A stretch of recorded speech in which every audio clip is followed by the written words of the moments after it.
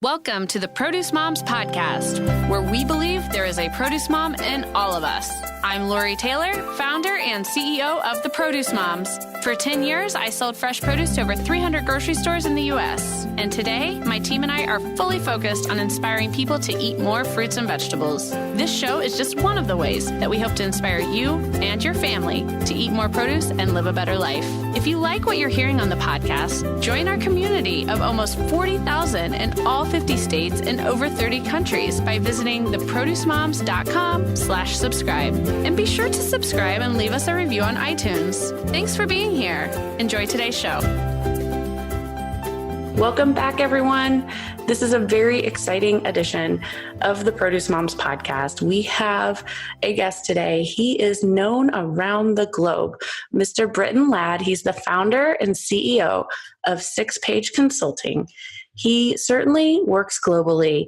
He is known as a true thought leader in business. He's quoted in the press, all sorts of different press outlets. You're going to recognize this man. He's been, I read about him, read his articles in Forbes, Business Insider, watch him on the news.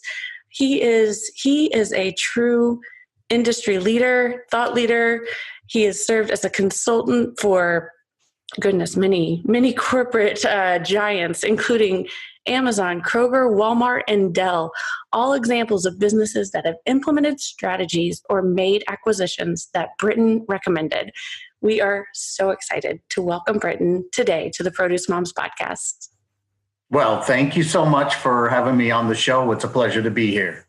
Well, thank you. So for all of our listeners, they're going to enjoy this. I actually have connected with Brittain on LinkedIn. He is someone whose work I really respected, and just kind of his expertise, his insight into the future of grocery really caught my eye as I work hard to, evolve my business at the Produce Moms to be the best, catalyst and change agent for America as it relates to fresh produce consumption. So, Brittain, I've really enjoyed following along with all your work and learning from you, and certainly very much appreciate your participation in the podcast. Oh, no, it's my pleasure. And the reason why I'm on LinkedIn is I enjoy it when people do reach out to me. I know I'm in the press a lot. I know that I've appeared in several books that have recently been written about Amazon and business. So there are an awful lot of people who would like to be able to communicate with me. And the thing that surprises me is how many people won't reach out to me because somehow they think I won't reply or I'm not interested, and that's false. And so for anyone listening, by all means, please connect with me on LinkedIn. I'm very approachable. I may not be able to answer all your questions, but by all means, let's connect. And if there's something you ever want to talk about, I'm more than happy to listen. That's wonderful. And I'm a testament to that, you guys. My small startup, he took the time to, connect with me and learn a little bit more about the Produce Moms. And now here we are today, getting ready to start a very, a really important conversation on some topics that I know are always top of mind for all of us marketers in the produce industry, and really topics that are going to affect consumers everywhere. So I think it's probably appropriate that we just go ahead and dive in. Brittain, I would love for us to start today's conversation with you just telling our listeners more about your work at Amazon, as well as the work that you do today. So my work at Amazon was really focused on Amazon Global Logistics. I designed logistics programs to help Amazon become a third-party logistics company eventually. And because in 2013, I was the first person to recommend to Amazon to acquire Whole Foods, I made that recommendation in a research paper that's available on my LinkedIn profile called A Beautiful Way to Save Woolworths. And in that paper, I recommended that they acquire Whole Foods or look at H-E-B or possibly Sprouts. So when I joined Amazon, they asked me to take a leadership position within the grocery side of the house. And what I focused on wasn't necessarily just the day-to-day operations. It was really helping Amazon understand why they had no choice. They had to acquire a grocery retailer. And that's what I focused on. And certainly it was helping Amazon get a better understanding of the importance of fresh food, of having the ability to offer customers an opportunity to come into physical stores so that they can select the fresh food. And that's really what I focused on until I left to start my own practice. Yeah. And how amazing that journey must have been. So let's talk a little bit about in that journey with Amazon, how much of your work and strategy was focused on fresh produce? In all honesty, all things related to grocery should be focused on fresh produce. And so that's really what I focused on at Amazon. So for example, Amazon has Amazon Fresh, the online channel for delivering groceries to the home. The problem was it wasn't run very well. The supply chain wasn't very well managed, wasn't well thought out. And Amazon was throwing away around 40% of all perishable products. So I started to address that immediately about, you've got to be kidding me that you're Amazon and you're throwing away this much product. And it really led me to be a voice within the company of shouting as loud as I could, there's a better way. There's a better way. And the thing that I recommended to Amazon, frankly, was to shut down Amazon Fresh. And I still believe that's what they should do because they have acquired Whole Foods. And I believe everything that Amazon now does in their grocery business should always be focused on providing the freshest of fresh fruits and vegetables, the freshest meat, the freshest dairy products, and so forth. And so while I was at Amazon and even prior to Amazon, I designed a new store concept that would maximize the ability of Amazon to sell fresh product. And that's basically what you're starting to read about in the press today. So yes, absolutely. Fresh is something I've always been focused on. And the reason why I'm so focused on fresh is, as well as I do, fresh food are the items that are most personal to shoppers when they go into a store. And it's also the reason why so few shoppers want to buy fresh food online, because they just don't trust other people to pick the best and freshest products for them. Yes. And that is one of the biggest points of inquiry that we receive through our consumer followers at the Produce Moms as it relates to the rise of, services like Instacart or the click list and pickup, curbside pickup at Kroger, and all the retailers have it. Walmart grocery pickup. The number one inquiry we receive from our fans and followers is, do you trust them to pick the right fresh produce? So I'm glad you brought that up. It's definitely a topic of great deliberation for consumers, I believe. Well, before we move on, then let's get my opinion on the record on that topic. Good, yeah. I've worked with many companies on this very issue, and I've conducted assessments globally of companies who fulfill online orders from stores and in distribution centers. And what your listeners need to understand is this: regardless of how sexy they try and make the promotion of someone having a personal shopper assigned to them in a store, it's really fake. And the reason why it's fake is this: Instacart and other companies, what they do is they assign labor, work in stores to fulfill online orders. But they do not pick as if they were the customer. They actually are giving a pick list. And the pick list basically says, this is how you can make it through the store in the fastest amount of time to fulfill this order. Because there are multiple orders that have to be picked. And so why is it that your listeners are able to send you horror stories about, my gosh, I received this bunch of bananas and 4 of them were spoiled? Or a bag of apples and it was clear to see that many of them were rotted already? Or oranges or other fresh fruit, fresh vegetables.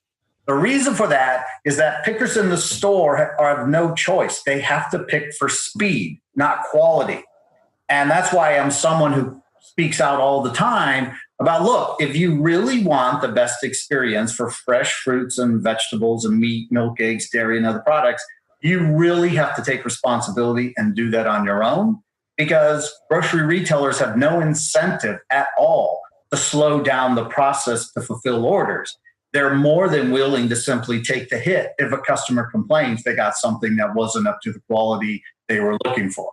Yeah, no, I love that, and great insight. I couldn't agree with you more on that topic. So, thank you.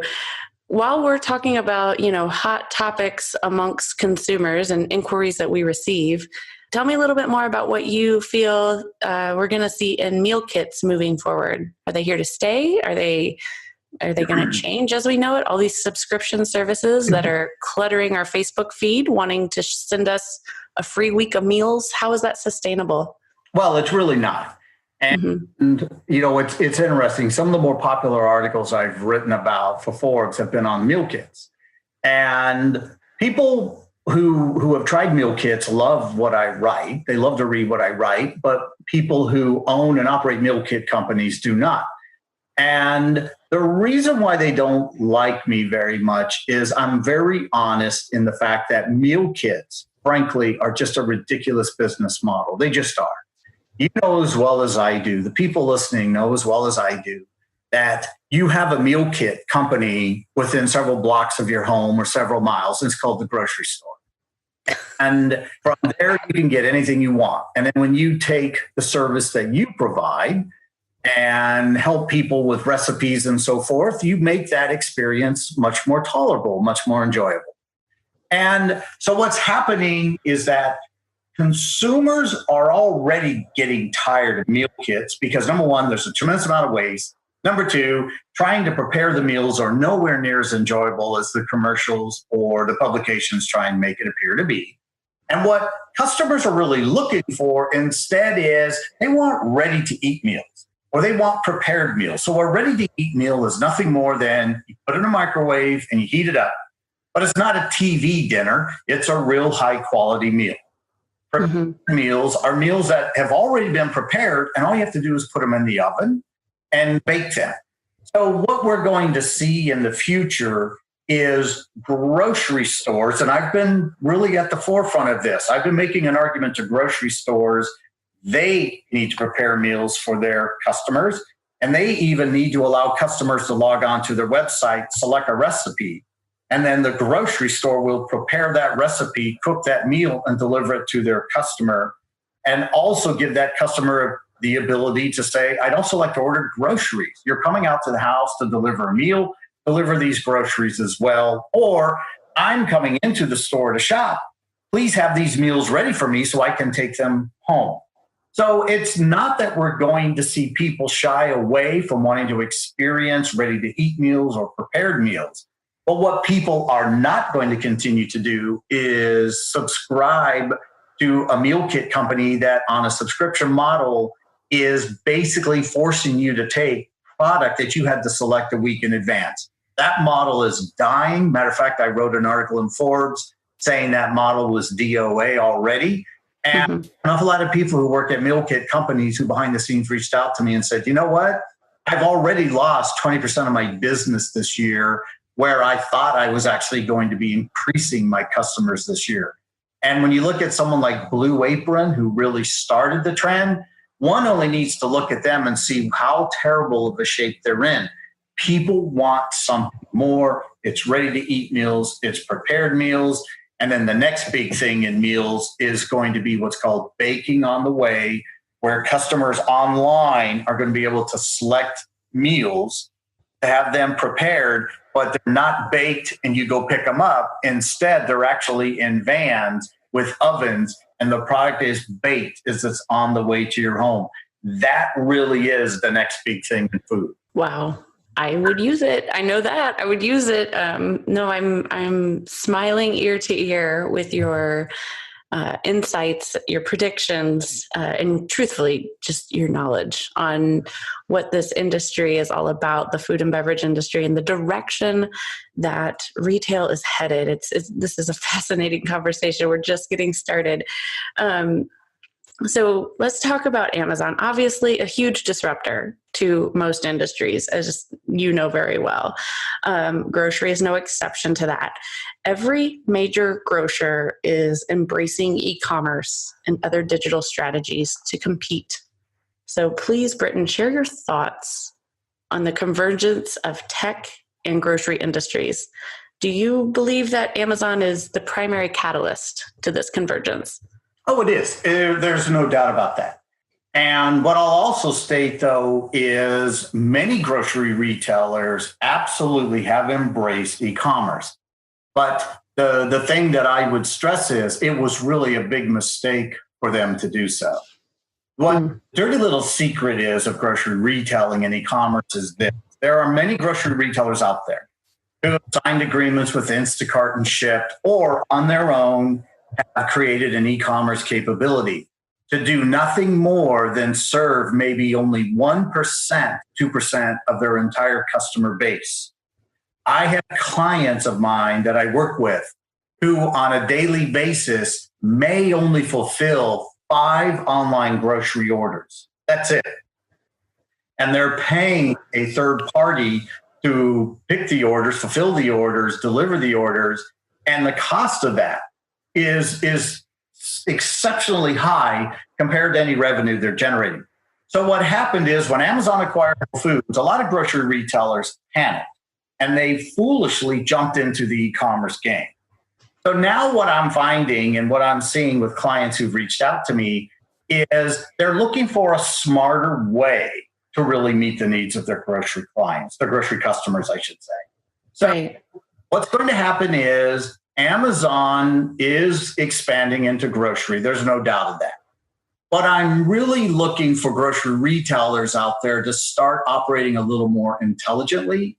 And the thing that I would caution them on is don't panic just because Amazon does something. Because I can assure you, Amazon doesn't panic when Walmart makes a move or Target makes a move or Kroger. Walmart, does many things. Kroger does many things. But internally at Amazon, they never panic. They don't panic at all. And so the thing that I really am stressing to grocery retailers out there is don't panic. Yes, Amazon is making moves, but you need to have a better understanding of what it is your customers are really looking for instead of just being attracted to a shiny object because that's what Amazon is doing. Yep, definitely. And another thing, coming back to what you were focused among your responsibilities at Amazon, I want to start talking a little bit now about logistics and supply chain. A lot of the articles that I've read written by you or, articles that feature quotes and research and, citations from you, these articles are focused on logistics and supply chain. And no surprise considering, your work history with Amazon, but how important are logistics to modern day grocers? It really comes down to this. Retailing is about 2 things, marketing and logistics. It really is. Mm-hmm. And so when you look at a grocery retailer, they have to find a way to convince you to buy from them. And that's marketing. But when they get you in the door, they have to find a way to make sure that the products you want are available on the shelf. That's logistics. If you place an online order, the retailer has to make sure that they can fulfill all the products that you've selected, and that's logistics. So when I speak to grocery retailers, the thing that I really reinforce to them is that stop talking about digital, stop talking about online, and instead what we need to be talking about is, do you truly have an optimal supply chain to meet customer demand across all channels that your customers can engage with you? And most of the time, the answer to that question is no. And so if given a choice of investing $1 billion in refurbishing a supply chain, reimagining the supply chain, optimizing the supply chain, or putting $1 billion into acquisitions and technology, I always say to grocery retailers, lock down all things related to the supply chain, logistics, last mile. Because if you do that, that's what's going to be looked upon by your customers as being the most important thing. Being able to have the right product in the store, being able to deliver products to me that I order online. And that all really comes down to the importance of logistics. Marketing absolutely plays a role, but it doesn't do you any good to market a service if you can't execute. And execution is absolutely what logistics is all about for a grocery retailer. So absolutely, logistics is incredibly important. Yes, definitely. And another one of your interviews that has stuck with me since I started following you on LinkedIn and revisiting all of your work in the media as I research and try to build my brand was an interview that you had in January 2018 with Fox Business. You made a very bold prediction, and I love your confidence. You've had bold predictions throughout this whole conversation today, which I love. I know you know what I'm talking about. In this interview on Fox Business in January 2018, you said Amazon will be the largest grocery brand by 2030. Do you still believe this? Oh, absolutely. And the way that article, the way that interview came about is the actual question was, I'd written an article where I made the prediction, and it's not really prediction. I don't predict. What I do is I analyze data, and then I put myself in the role of a CEO. And then I put myself in the role of multiple CEOs, and I look at the strategies they could come up with, and I say to myself, what could they really do with this? So when I made the recommendation in 2013 for Amazon to acquire Whole Foods, I didn't leave it at that point. I said, well, if I'm Jeff Bezos and I own Whole Foods, what can I do with it? And because I know Amazon plans in terms of a decade, they don't have a 1 to 3 year strategy. They have a 10-year strategy. So when I was evaluating the potential of Amazon to acquire Whole Foods, I said, well, if it happens, what could they do with it? And so I looked at all the things Amazon could do, and the potential is absolutely there. But as I wrote in my article, and as I mentioned on the interview with Fox News, Amazon has to do certain things. And the thing that Amazon has to do is scale Whole Foods, or Amazon has to create a new grocery capability to where they're adding more stores other than Whole Foods. Now, you're hearing in the news recently that Amazon is doing that very thing. They have come out and they are saying, we are going to open up more stores. But people keep asking me how many. My research at Amazon and Deloitte showed that Amazon at a minimum needs 2,150 grocery stores. Today, they have around 500. So they have an awful lot of room that they have to make up. Now, how they get there, I think they can lease, they can build, or they can buy. I'm on the record as saying I believe Amazon should acquire Sprouts. I absolutely think that makes sense.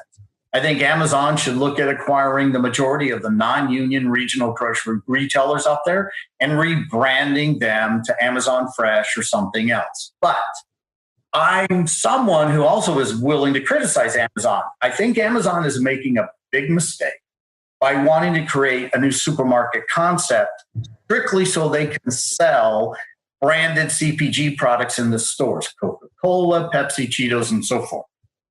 They can't do that in Whole Foods because CEO John Mackey, who founded the company, is still there, and he's resisted that. My recommendation to Amazon was create Whole Foods plus stores. You get the Whole Foods experience, plus you can get the branded product you're looking for. So to answer your question, if Amazon gets to 2,150 stores, if Amazon's willing to make the acquisitions to get there sooner rather than later, I'm on the record as saying I think the best play Amazon can make is to acquire Target and then open up Whole Foods markets inside Target stores. Target has 1,850 stores. That's a tremendous amount of new retail space that Amazon could leverage. So having said all that, I'm absolutely confident that if Amazon's willing to invest the capital, willing to build the stores, willing to really make this a priority, absolutely between 2027 and 2030, Amazon should easily be able to surpass Kroger. Between 2030 and 2035, Amazon should be able to actually become larger than Walmart in terms of grocery sales. So the 2030 date to me was really the most important date for Amazon to be looking at. Because if they at least are bigger than Kroger by 2030, that tells me, and it will tell them and everyone else, they absolutely can become bigger than Walmart even. So yes, I'm confident of that prediction. Yeah. Well, and so what does that mean for us shoppers? I mean, obviously it creates a very fierce environment of, amongst the competition. What does that mean for shoppers? Is this a situation where shoppers will find more unique services? Will we find lower prices on our food? Will we have unique services like the Whole Foods, they had the fruit and vegetable chef that would prep your veggies for you right in the store, at the flagship store in Austin. Are those the kind of things that we're going to start seeing, or, any predictions of that sort, how it will relate to the end consumer? Well, in all honesty, and I know you don't like the word prediction. I don't. No, but it's fine. No, it's fine, because it's something that most people would use. But so in terms of a prediction, I would say it's all the above. Mm-hmm. And so when you hear Amazon wants to build more stores, oh, absolutely, I think it's a great thing. I designed a store for Amazon in 2013. And I'm being told that their new design for their smaller format stores is actually based on what I created. Wow. I won an award for that store design. So personally, I hope Amazon builds it, because I really do like that store design, because it's such a wonderful experience for the customer. But what customers are going to find is that they have a lot of choices. And it's not just through Amazon. You have Amazon and Kroger and Albertsons and Aldi and Lidl. So there's going to be lots of opportunity out there. But the thing that I really want to stress is to have everyone start thinking about what's next. Because we know there's tons of grocery stores out there. There are actually 38,511 grocery stores operating today in the U.S. But when I mentioned earlier about the potential of companies to bring food to the customer and bake it on the way, there is really a tremendous disruption there for grocery retailers if that occurs. And this is why. If companies can bring food to customers and bake it on the way and do so at a price point cheaper, then customers can go to a grocery store and buy the ingredients and then take them home and cook it themselves. A natural question to ask is, well, why would anyone need to go to the grocery store? And so I've done a tremendous amount of research on this. I've worked with several of the larger banks to conduct research on this, and we believe this is going to become a reality. As a matter of fact, we believe within 10 to 12 years, it'll be about a $350 billion annual business. Wow. And so the thing that I would really stress to your listeners is, yes, you're going to find great opportunities in the stores.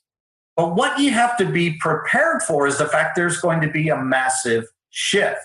You as a mom who normally goes to a store and brings your kids with you and shop may actually find that, you know what, I'm only coming here to buy food to take home and then make meals so I can serve to my family.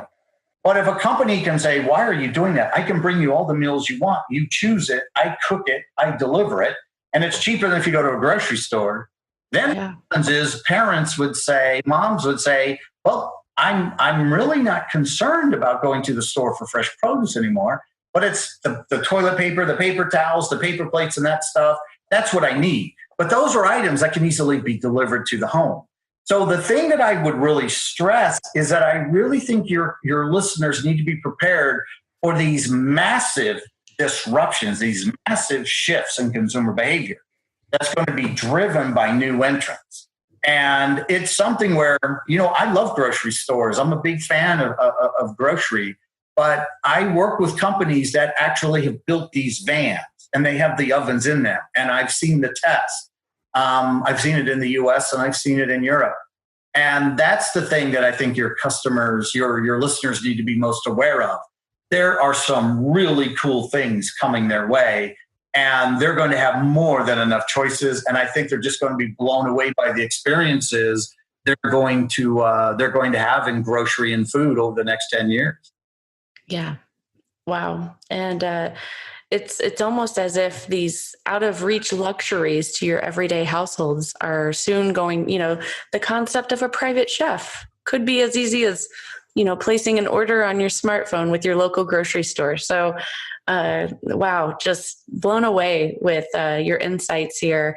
And, one thing that you just mentioned with these trends that you're seeing and these opportunities that you're witnessing both abroad and here in the US.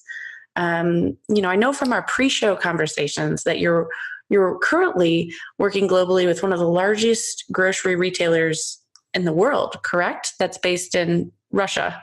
Correct. It's actually the single largest grocery retailer in the world in terms of the total number of stores they operate. It's a company called X5 Retail Group. They have nearly 14,000 stores throughout Russia, and they have plans to build many more. I was contracted to help them identify the optimal strategy internally in Russia to continue growing, but then design a strategy for them to expand across Europe. And I'm also there because I'm looking for opportunities to identify when would it actually be possible to bring them to the United States and introduce them as a new grocery retailer. So it's fascinating to be working in Russia. It's a place I've always enjoyed being. But the same questions we're talking about here, well, it's interesting. They're talking about many of the same topics, especially meal kits, cooking food in stores, recipes, and so forth. This is really a universal topic. Everybody spends the majority of their money on food. They make more purchases of food and groceries than anything else. And in Russia, that's the conversations I have with executives and customers are nearly identical to the same conversations I have in the US. Wow. Yeah. Well, that's food is the universal language. I say that all the time. So no, that's I had no idea. So thanks for sharing that. You're welcome. It's it's something where when I completed my research paper, I was finalizing my third master's degree, and I researched grocery industry globally: China, India, Europe, Africa, Latin America, throughout Europe, Africa, Russia, everything. And what I was amazed at is how similar people really are when it comes to groceries. The person in the US who wants to pick up the apple and squeeze it, thump the watermelon, pick up the meat and smell it, look at the dates on the dairy products. I saw that behavior everywhere. And that's why I say to people, groceries are important because it's going in your body, you're feeding your family. And it's one of those things where I enjoy being a consultant in the industry. I love speaking to people like you. I love the fact you have listeners who find this topic interesting because food is incredibly important. And then the other trend that you're going to be seeing is the fact that insurance companies and major hospitals and so forth are going to start forming more partnerships with retailers to really help them personalize actual nutrition plans for the customers who come in their stores so that they start leveraging food as a way to reduce medical costs, because it's just something that more and more research is showing. The reason why so many people are unhealthy is they're just not eating a healthy diet, and grocery retailers can help that. Yes. And frankly, have a responsibility too. So gosh, Brittain, I've really enjoyed our time today. Thank you for being here. I want to, we do have a tradition on the Produce Moms podcast. We always throw the mic back to our guests for the closing thoughts. But before you share any of your final thoughts and goodbyes to our listeners, I definitely want to make sure that we find, that we share with our listeners today where people can go to follow you. So really the easiest thing to do is just connect with me on LinkedIn. I write articles for multiple publications now. I've intentionally stopped writing while I'm focused on the project in Russia, but I'll be writing more articles again. But you can go connect with me on LinkedIn or just simply Google my name. And if you Google Brittain Ladd Forbes, it pulls up all the articles I've written. And like I said, I love to connect with people. I'm very approachable, and by all means, reach out. Yes, I'm telling you all, you should. He's amazing. Brittain, thank you for being here today. Please sign us off and tell our listeners thank you. I am so thankful for your time, for your insight, your incredible passion and knowledge, feeling very inspired. And I know you don't like the word prediction, but this was a show full of incredible insight. I'll use that word. That was so insightful. Thank you. Well, thank you. And the way I'll sign off is this. I'm very proud of you, Lori. You've really done a fabulous job. And when you reached out, you really had a lot of interesting questions, and I could tell there was a level of concern and excitement and fear and everything else. And I think you've just done a fabulous job. I think you absolutely have created an interesting mark. And I just want to tell you on this, podcast here that I'm extremely proud of you. I've loved watching you grow. I've loved watching your business. And I really think you're something special. And it's really been a pleasure for me to be here. Well, thank you. That's amazing. What kind words. So I'm honored and very much appreciate your kind words and your support. Thank you. You're welcome.